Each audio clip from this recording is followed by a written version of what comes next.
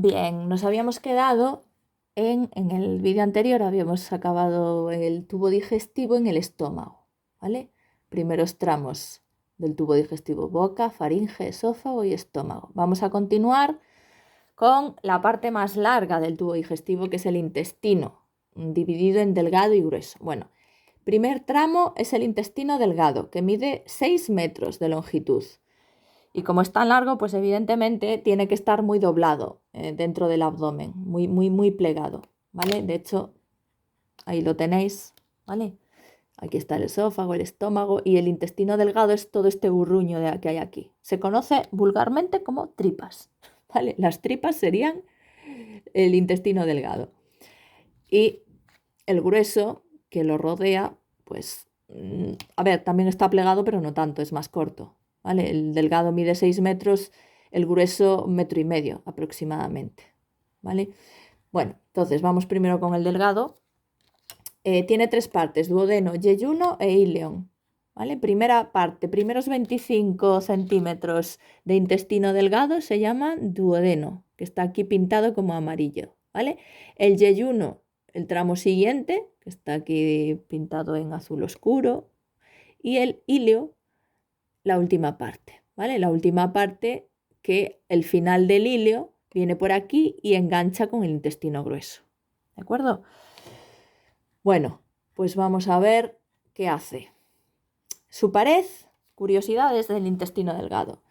Si yo lo abro, es decir, aquí tengo el tubo y lo abro para ver cómo es por dentro, su pared interna o mucosa tiene muchísimas prolongaciones en forma de dedos pequeñísimos. Parece como terciopelo a simple vista. Esos dedos chiquititos, esas prolongaciones tan pequeñitas, se llaman vellosidades intestinales.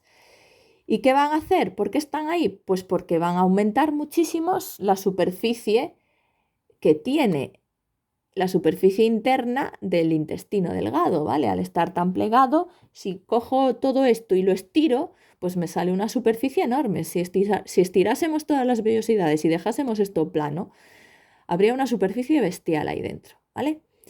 Bien, ¿de qué se encarga el intestino delgado en la digestión? Pues aquí se termina de hacer la digestión. Es decir, la digestión que había empezado en la boca y en el estómago, aquí se termina, ¿de acuerdo? Digestión de los nutrientes. Y una vez que están ya todos preparados, ya tenemos moléculas pequeñitas después de hacer la digestión, pues la siguiente tarea que hace el intestino delgado es meterlos en la sangre. Es decir, se produce la absorción intestinal. Atraviesa el nutriente, atraviesa la vellosidad y se mete en el capilar de sangre que ya está por dentro de la vellosidad. Entonces, tenemos aquí, ahí están las vellosidades, que son súper pequeñitas, los pelitos, ¿vale? En el dibujo, ahí los tenéis. Entonces, si yo cojo, ¿veis ahí que está esa vellosidad? Que la quiero ampliar y aquí está ampliada, ¿vale? Ahí está. Entonces, si amplío esa vellosidad, ¿qué tengo? ¿De qué está hecha una vellosidad? Bueno, pues está hecha de un epitelio, tejido epitelial, que está formado por células así alargaditas, que las tenemos aquí. Ahí tenéis las células de la vellosidad que forman esta pared, ¿vale? Y esas células tienen en la punta, en su ápice, también tienen microvellosidades, prolongaciones más pequeñitas. Todo esto lo que hace es aumentar la superficie de absorción. Entonces, los nutrientes que andan circulando por aquí atraviesan las células atravesarían esta célula de la vellosidad y cruzan la célula y se meten ¿en dónde? Pues en este capilar de sangre que hay por dentro. Y entonces ya la sangre ya se encarga de llevárselo a las células. Eso sería la absorción intestinal, ¿de acuerdo? Y para que veáis, bueno, imágenes de las vellosidades, pues esto sería una representación muy mona, muy ideal de cómo serían las vellosidades. Pero si las queremos ver en la vida real, fijaros, vellosidades del íleon terminal, es decir, de la parte final del íleon, y del duodeno, con alta resolución e inmersión de agua, es decir, las han mojado para que se vean bien. Entonces, fijaros qué pasada, ¿vale? Todas las vellosidades que hay ahí. Eso sería en el íleon terminal, las mojan para que se vean bien, porque si no estarían pegadas unas a otras, ¿vale? Mirad ahí, en el duodeno, la zona del duodeno, las vellosidades parecen un poquito más estrechitas, ¿vale? Ahí se ven son como pelitos, ¿vale? Prolongaciones. Y más adelante vuelvan a salir también. A ver. Eso sigue siendo el duodeno. Y mirad ahí. Aquí se ve muy bien. ¿Veis? Se ve muy bien. Eso sería en el ilion. ¿De acuerdo? Os he de pasar este enlace a este vídeo, ¿vale? Porque es muy chulo. Fijaros cómo se ven. Es una pasada. Hay muchísimas, ¿vale? Bueno, pues eso sería el intestino delgado. Bien. Y ya, siguiente y último tramo del aparato digestivo es el intestino grueso. Bueno, el intestino grueso, evidentemente, recibe ese nombre porque es más gordito que el delgado. Es la última parte del tubo digestivo. Es más corto que el delgado, ya lo dije antes. Tiene 3 partes, el ciego, el colon y el recto. El ciego se llama así porque es una cavidad así ensanchadita y que no hay salida, ¿vale? Es decir, vienes por aquí, no hay salida, solo hay el apéndice aquí, que es un órgano vestigial.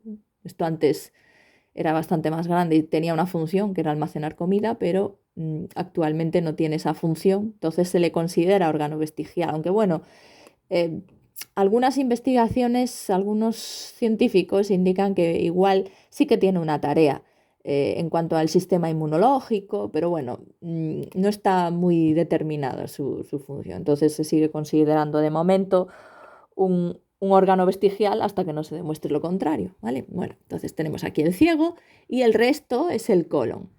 El colon ascendente sube, ¿vale? El transverso cruza de un lado al otro del abdomen, lo tendréis por aquí. El colon descendente, el recto, porque ya veis qué forma tiene, y el recto se abre al exterior por un esfínter, un músculo circular, que es el ano, ¿vale? Bueno, ¿para qué, una vez que hemos visto su anatomía, qué hace el intestino grueso? Bueno, pues el intestino grueso se encarga de procesar esos alimentos que no hemos podido digerir, porque no todo lo que comemos lo podemos digerir, no todos esos alimentos que tomamos, algunos tienen moléculas muy grandes, complicadas, que no podemos cortar, que no podemos convertirlas en moléculas pequeñas. Entonces, todos esos alimentos que no podemos digerir siguen su camino, no pueden absorberse a nivel del intestino delgado y entonces siguen su camino hasta que llegan al intestino grueso, ¿vale? Una vez que llega aquí, ¿qué ocurre? Pues primero lo que va a hacer el intestino grueso es absorber agua y sales minerales de esa masa que no hemos podido digerir, que está muy líquida, ¿vale? Recordad que el alimento en la boca primero se mezcla con la saliva, con lo cual ya gana líquido. En el estómago esa mezcla se vuelve a añadirle líquido, que es el jugo gástrico, es decir, se vuelve más líquido. En el intestino también se junta con más líquidos, con el líquido del propio intestino, con el del páncreas, con la bilis, es decir, que cuando llegamos a esta parte, básicamente lo que tenemos es una masa líquida con mucha agua. Y eso, lo que queda sin digerir, no puede ser expulsado así tal cual como está, porque perderíamos agua muchísima, nos deshidrataríamos. Por tanto, lo que va a hacer el intestino grueso es coger el agua. El agua no es un desecho, ¿vale? Siempre es importante. Y las sales minerales y se van a formar las heces con los alimentos que no han sido digeridos.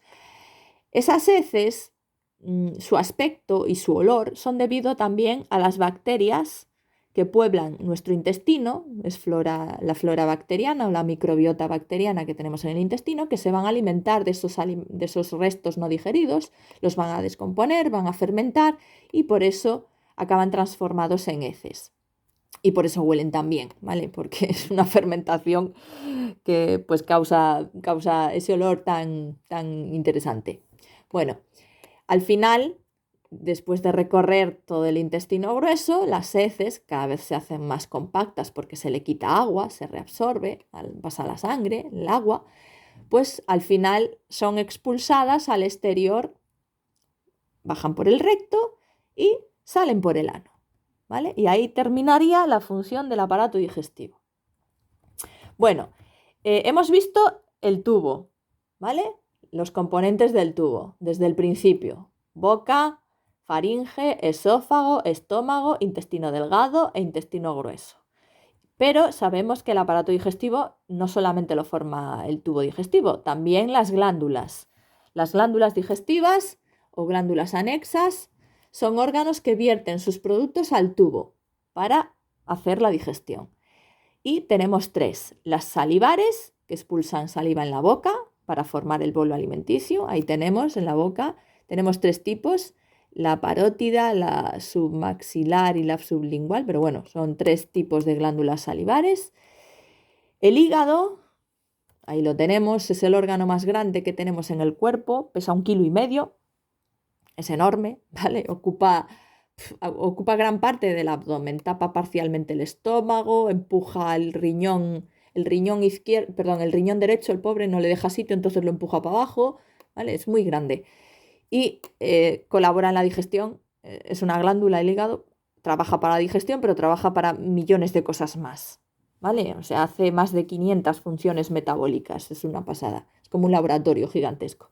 En la digestión colabora fabricando la bilis, que es un líquido de color verde amarillento, ¿vale? La bilis es almacenada en la vesícula biliar, que es como una especie de bolsita que está debajo del hígado. Aquí no se ve, pero bueno, estaría por ahí. Y desde ahí, desde la vesícula biliar, la bilis es expulsada al duodeno, al primer tramo del intestino delgado. Y por último tenemos el páncreas. El páncreas es un órgano difícil de ver que está situado detrás del estómago. Es alargadito, mide unos 15 centímetros, ¿vale? Y el páncreas trabaja para la digestión fabricando el jugo pancreático. También lo expulsa al duodeno, ¿de acuerdo? Bueno, el páncreas hace más cosas, también fabrica hormonas, pero para la digestión trabaja fabricando el jugo pancreático. Bueno, ahí tenéis una vista del aparato digestivo completo, ¿vale? Boca, faringe, es decir, el tubo y las glándulas, esófago, estómago, todas las partes, ¿de acuerdo? Bien, una vez que hemos visto la anatomía del tubo digestivo y de las glándulas, del aparato digestivo en conjunto, vamos a ver los procesos que ocurren en la digestión, como las tareas que hacen. Entonces, los procesos digestivos son 4. El primero se llama ingestión, que es tomar alimentos por la boca. Eso es lo que es la ingestión. Para eso hace falta masticar, la masticación, otra tarea, que es triturar el alimento con los dientes, y la insalivación, que es mezclar el alimento con la saliva, ¿vale? Entonces, dentro de la ingestión se producen estas tareas también. Y para ello, bueno, en la masticación los dientes, en la insalivación son las glándulas salivales las que trabajan, pero la lengua colabora porque está mezclando continuamente los trocitos de alimento masticados con la saliva. Y como resultado se forma el bolo alimenticio, que favorece el proceso de deglutición, que es tragar el alimento, o deglución en castellano, ¿vale? Bien, siguiente tarea, la digestión. La digestión, ya lo habíamos mencionado previamente, es la transformación del alimento en sustancias más simples, ¿vale? En moléculas más pequeñas. Y tenemos dos tipos de digestión. La digestión mecánica es la rotura del alimento en fragmentos minúsculos, es decir, aquí no hay cambio en la composición del alimento, lo único que estás haciendo es romperlo en trocitos pequeñitos, ¿vale? ¿Quién hace la digestión mecánica? La boca, los dientes cuando masticamos, y el estómago, que es como una batidora, ¿de acuerdo? Los dientes trituran, dejan trocitos chicos, pequeños, pero es que el estómago los muele, literalmente, ¿vale? Eso sería digestión mecánica. Y luego tenemos la digestión química, en la que esos trocitos pequeñitos son convertidos en moléculas, ¿vale? Obtenemos moléculas que los forman y además esas moléculas son rotas en moléculas más pequeñas todavía. Es decir, aquí se cambia la composición del alimento. Ya no tienes el alimento que tenías antes. Ahora es otra cosa distinta, ¿vale? Y la digestión química siempre ocurre gracias a los jugos digestivos, que van a tener unas proteínas que se llaman enzimas, que son las que van a cortar los nutrientes, ¿vale? Cortan las moléculas. Entonces, ¿a qué nutrientes hay que hacerles la digestión? Al agua no hay que hacer la digestión, ni a las sales minerales tampoco, porque son moléculas ya pequeñas, no hay que romperlas. Pero los glúcidos, los lípidos y las proteínas son moléculas muy grandes. Entonces tienen que ser cortadas, porque si no, pues una célula no es capaz de utilizar un glúcido grande, ¿vale? Tienen que ser cortadas en moléculas pequeñitas. Entonces tenéis aquí esta tablita, que es importante que la entendáis, donde yo tengo aquí los nutrientes a los que se les tiene que hacer la digestión, glúcidos, lípidos y proteínas. ¿Qué jugos actúan para hacer la digestión química? Pues para los glúcidos necesitamos saliva, jugo del páncreas, jugo pancreático y jugo intestinal. ¿Vale? ¿Dónde va a ocurrir la digestión química de los glúcidos?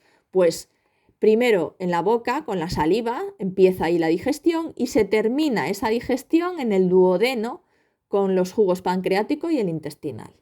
¿Y qué voy a obtener una vez haga yo la digestión química de un glúcido grande? Pues vamos a tener glúcidos pequeñitos, sobre todo glucosa, ¿vale? Que es un glúcido, una molécula pequeña. Los lípidos.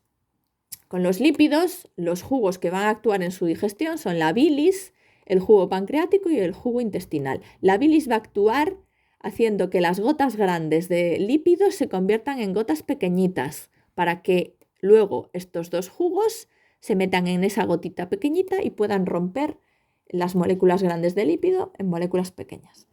¿Dónde va a ocurrir la digestión química de los lípidos? En el duodeno principalmente, ¿vale? En la boca y en el estómago no sufren apenas digestión. ¿Y qué vamos a obtener una vez que hagamos la digestión química de los lípidos complejos, grandes? Pues lípidos pequeñitos, bueno, no es que algunos no son muy pequeños, pero bueno, son simples, que se llaman ácidos grasos. Y por último, las proteínas. Las proteínas, para digerirlas químicamente, necesitamos jugo gástrico, el jugo del estómago, el del páncreas y el del intestino. ¿Dónde va a ocurrir la digestión de las proteínas? Pues una gran parte de ellas en el estómago y luego se termina de digerir en el duodeno. ¿Y qué vamos a obtener cuando rompamos las proteínas en moléculas pequeñitas? Pues vamos a obtener los aminoácidos, que son las moléculas que forman a las proteínas, ¿vale? De hecho, estos nutrientes simples que tenemos aquí son los que forman a los complejos. Es decir, la glucosa, cuando se unen muchísimas glucosas, pues tengo un glúcido complejo, como por ejemplo almidón. ¿Vale? Cuando se unen ácidos grasos, pues tengo un lípido más complicado. ¿Vale? Cuando tengo muchos aminoácidos unidos, tengo una proteína. Entonces, cortar la proteína significa cortar romperla en las moléculas que lo forman. Y los otros igual, ¿vale? Bueno, pues el alimento mezclado con el jugo gástrico es una papilla que se llama quimo. Y esa papilla sale del estómago al duodeno, donde se mezcla con más jugos, con el del páncreas, con la bilis y con el jugo del intestino. Entonces se vuelve más líquida y se llama entonces quilo. Bien, una vez que yo he hecho la digestión de los dos tipos, mecánica y química, hay que hacer siguiente la absorción, que ya lo hemos explicado, que es el paso de nutrientes a la sangre a través de las vellosidades intestinales. Acordaros que eso ya lo habíamos visto, ¿vale? Aquí, ¿de acuerdo? Los nutrientes atraviesan la pared de la vellosidad y se meten en el capilar de sangre. Eso ya estaba explicado en el vídeo anterior, creo. Bueno, y la sangre luego ya es la que se encarga de llevar los nutrientes a todas las células del cuerpo. Y por último, la egestión, que es la expulsión de las heces, que ya sabemos que se forman en el colon a partir de los alimentos que no hemos digerido. Después se reabsorben el agua y las bacterias, el agua y la sal, y las bacterias que viven allí descomponen, fermentan esos alimentos y los convierten en heces, que se acumulan en el recto y al final son expulsados por el ano. Bien, bueno, pues en el próximo vídeo vamos a ver las enfermedades del aparato digestivo.